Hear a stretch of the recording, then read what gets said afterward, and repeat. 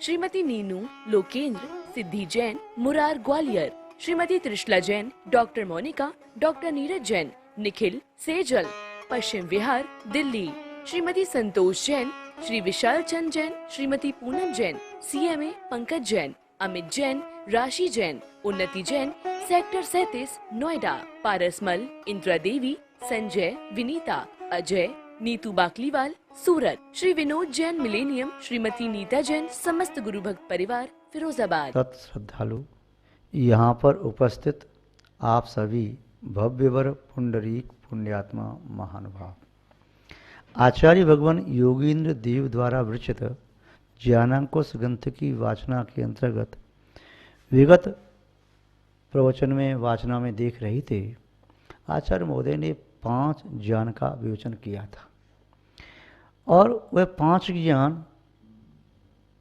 आत्मा को परमात्मा बनाने के कारक थे।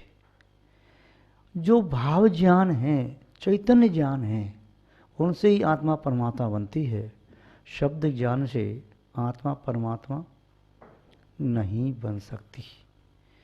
सुत ज्ञान मिथ्या दृष्टि को भी हो सकता है और सम्यक दृष्टि को भी हो सकता है।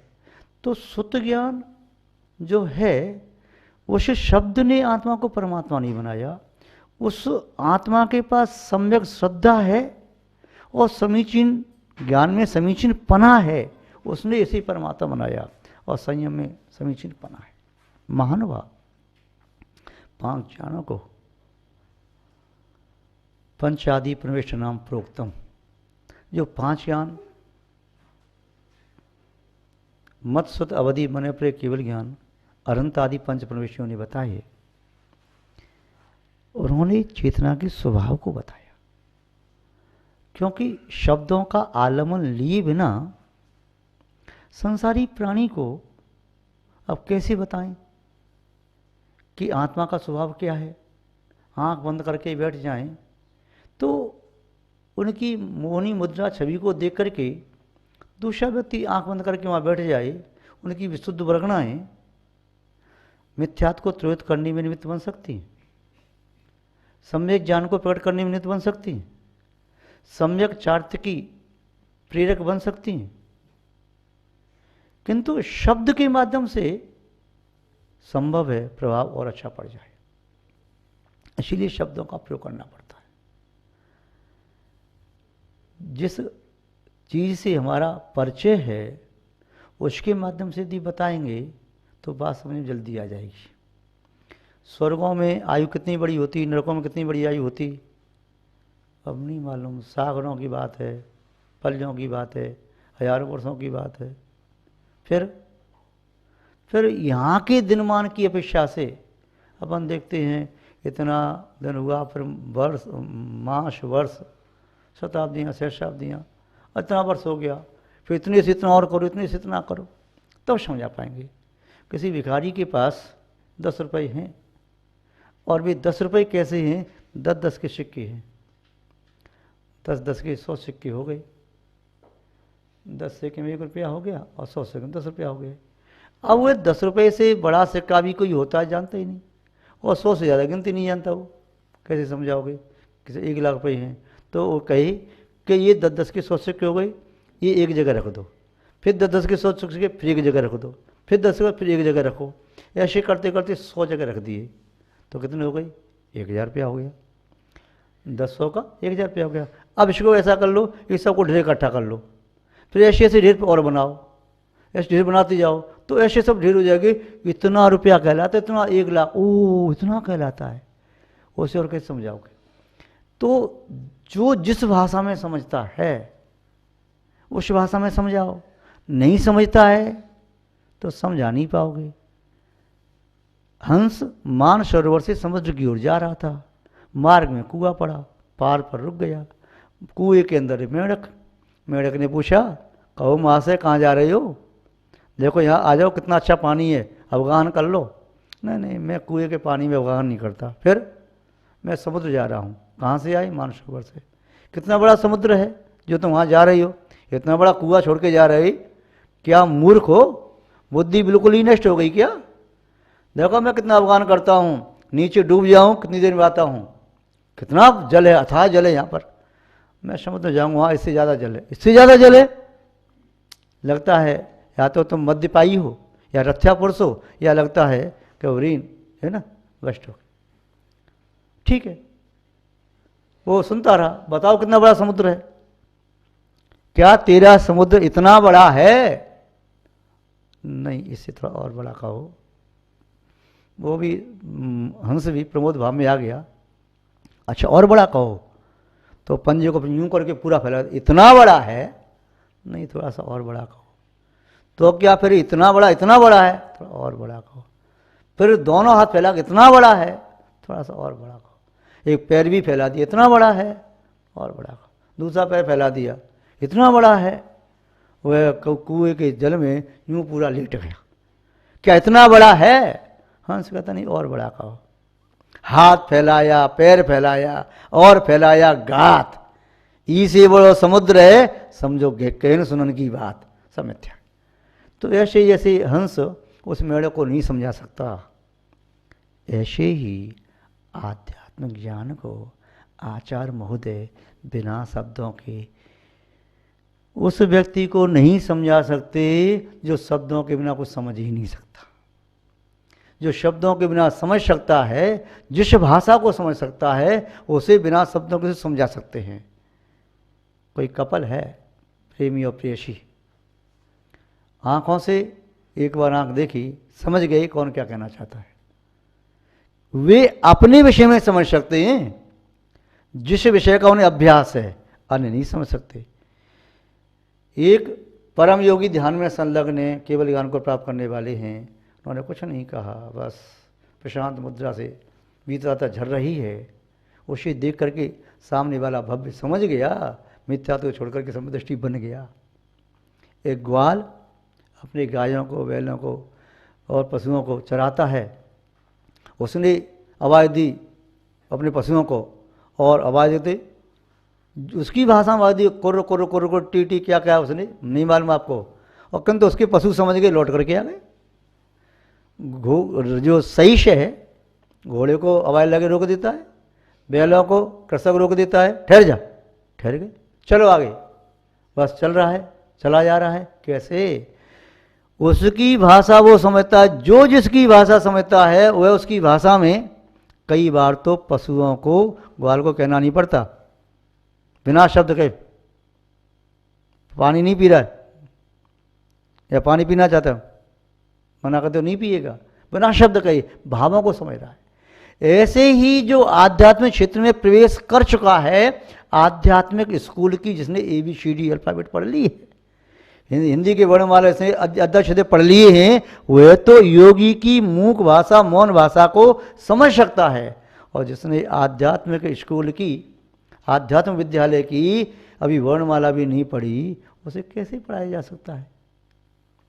वर्णमाला सबकी अलग अलग होती हैं, शब्दों की वर्णमाला है, ऐसे राग की भी वर्णमाला है, त्याग की भी वर्णमाला है, विराग की भी वर्णमाला है, बीतराता की वर्णमाला है, श्रृंगार की वर्णमाला है, हास्य की भी वर्णमाला है, और वीररस की वर्णमाला है, विवश की वर्णमाला है, वात्सल की वर्णमाला, सबकी अलग वर्णमाला है।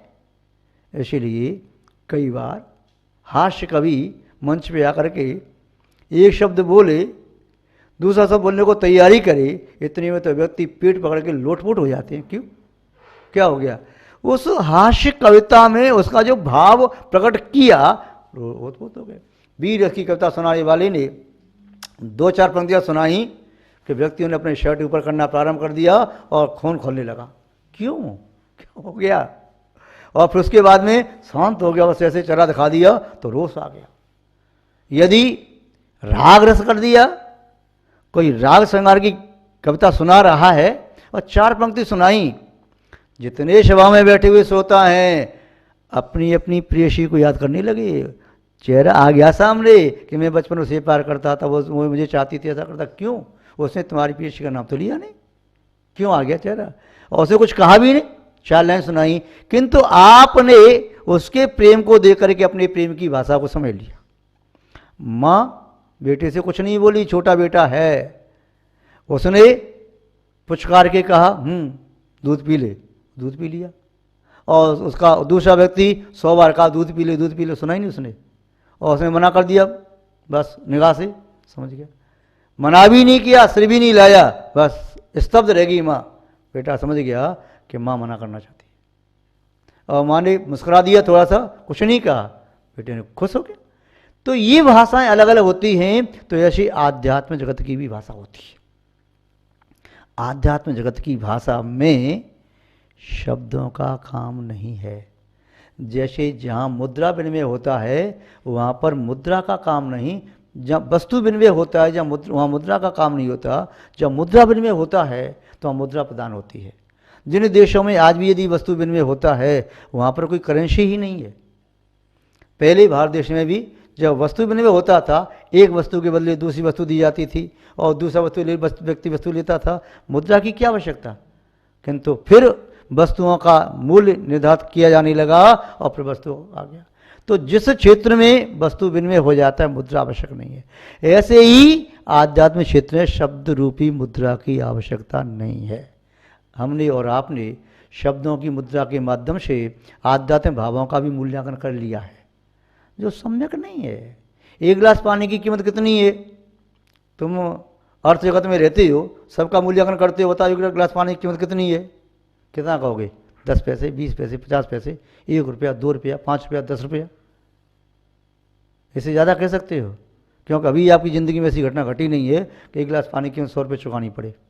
किंतु आपके पास यदि 1 अरब का धन हो और आपके प्राण कंठ में आ गई हो, 1 गिलास सामने पानी दिखाई दे रहा हो, उसमें कह दोगी 1 गिलास पानी की कीमत 1 अरब से भी ज़्यादा है, क्योंकि मेरे प्राण महत्वपूर्ण है। ऐसे ही अर्थ जगत में हम शब्दों के इस मुद्रा के माध्यम से आध्यात्मिक भावों का भी मूल्यांकन करना चाहते हैं, किंतु कर नहीं सकते।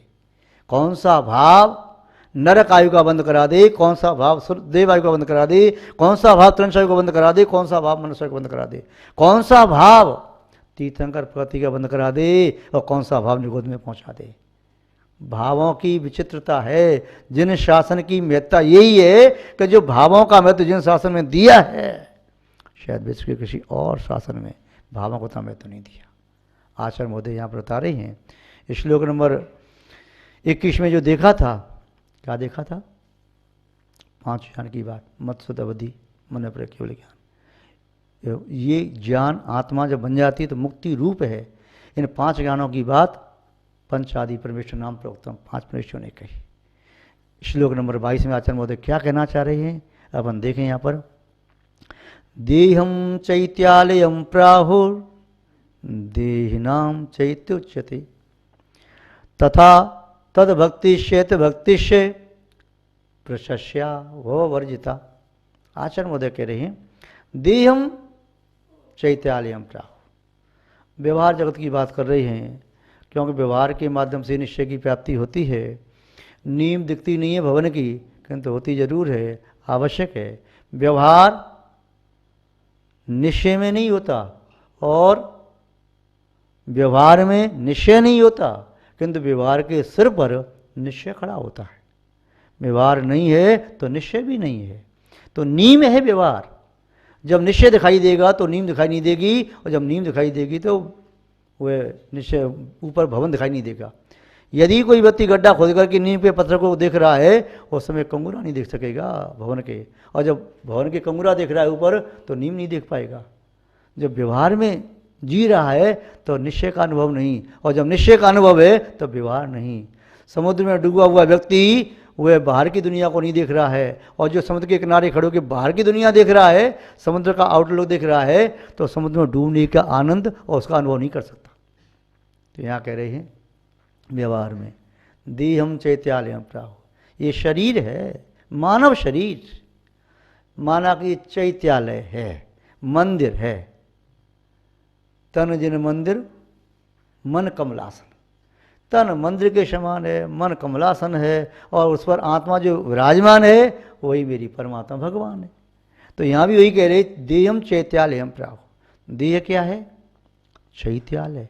और देहम चैत्यम तथोच्यते। और देह क्या है? देही क्या है? देही माने आत्मा। आत्मा इस देह रूपी देवालय की आत्मा इस देह रूपी देवालय की यह विशिष्ट कृति है, जिसे परमात्मा कहें, आत्मा कहें, शुद्ध आत्मा कहें, भगवान कहें। यदि आत्मा नहीं है तो देह रूपी देवालय खंडहर है। इसको फिर द्वारा ठंडा करके द्वारा बनाओ, फिर नया बनाते हैं। आत्मा शरीर को छोड़ के चली जाएगी, दूसरी जगह जा करके नई निर्माण करेगी शरीर का। तो यहाँ आचार्य मोदी ने कहा देहम चैत्यालयम प्राहु देही चैत्यम तथोच्यते। ये आत्मा चैत्य है, परमात्मा है, प्रभु है। तद भक्तिश्चैत भक्तिश्च, इसकी भक्ति भी चैत्य की भक्ति है। क्यों? इसकी भक्ति चैत्य भक्ति कैसे हो गई? ये तो पुद्गल है, आत्मा चैतन्य है, इसकी भक्ति क्यों करना? मंदिर में प्रवेश करने के पहले देहरी के पैर क्यों छूते हो? मंदिर भगवान है क्या? अरे भगवान का जिसमें वास है वो भी भगवान का, भगवान तरफ पूज्य हो गया। जहाँ भगवान के कदम पड़ गए और रज भी पूज्य हो गई।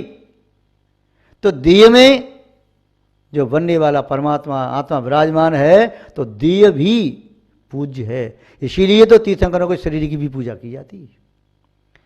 मुक्ति होने पर शरीर बना करके उनका संस्कार किया जाता है। मुनि महाराज की समाधि हो जाए तो देह की पूजा प्रभावी की जाती है। देही जब तक है तब तक तो पूजा हो ही रही है, पर देही निकल भी गया, जिनका निर्माण हो गया, उन मोक्षगामी जीवों का शरीर भी अष्टगंध से पूजा करके चार निकाय के देव और मनुष्य पूजा करते हैं। देही पूज्य है, इसलिए देह भी पूज्य है। देही पूज्य नहीं होता तो देह पूज्य नहीं होती। परमात्मा जहाँ विराजमान हो जाएं, चाहे वह स्वर्ण और रत्नों से बना मंदिर हो और चाहे वह घास फूस की झोंपड़ी हो, जहाँ तीन लोग के नाथ विराजमान हैं, झोंपड़ी में कदम रखने के पहले झोंपड़ी के पास धूल भी पड़ी है ना, माथे से लगा करके व्यक्ति साष्टांग लेट के प्रणाम करेगा। कोई किसको कर रहा है? झोंपड़ी को। झोंपड़ी में विराजमान परमात्मा को। किंतु परमात्मा झोंपड़ी के अंदर वेदी पे विराजमान है, वही मंदिर हो गया तो उसको भी प्रणाम हो गया। इसीलिए आचार्य महोदय ने कहा तद भक्तिश्चैत भक्तिश्च, वह देह की भक्ति, तीर्थंकर आदि के शरीर की भक्ति। आचार्य भगवान कुंतकुंज स्वामी ने समय में कहा है, व्यवहार से शरीर की भक्ति करना भी वह भक्ति है। भगवान दो लाल वर्ण के थे, या दो नीले वर्ण के, हरे वर्ण के, या श्याम वर्ण के, 16 तपे हुए सोने समान, ये भक्ति कर रही है, फिर भी वह भगवान की भक्ति है। भक्ति से प्रशस्या भववर्जिता, वह भक्ति प्रशस्त है और प्रशस्या प्रशंसा के योग्य है। क्यों? क्योंकि वह भक्ति भी भववर्जिता, भव का नाश करने में समर्थ है। महानुभाव, आज इतना ही पर्याप्त है, शेष वार्ता बाद में करेंगे। केवल श्री शांतनाथ भगवान की, पूज्य आचार्य गुरुदेव श्री विद्यानंद महाराज की, अहिंसा में विश्व धर्म की। श्रीमती नीनू लोकेंद्र, सिद्धि Jain, Murar Gwalior, Shrimati Trishala Jain, doctor Monika, doctor Neeraj Jain, Nikhil Sejal, Paschim Vihar Delhi, Shrimati Santosh Jain, Shri Vishal Chand Jain, Shrimati Poonam Jain, CMA Pankaj Jain, Amit Jain, राशि जैन, उन्नति जैन, सेक्टर 37 नोएडा, पारसमल, इंदिरा देवी, संजय, विनीता, अजय, नीतू बाकलीवाल, सूरत, श्री विनोद जैन मिलेनियम, श्रीमती नीता जैन, समस्त गुरु भक्त परिवार फिरोजाबाद।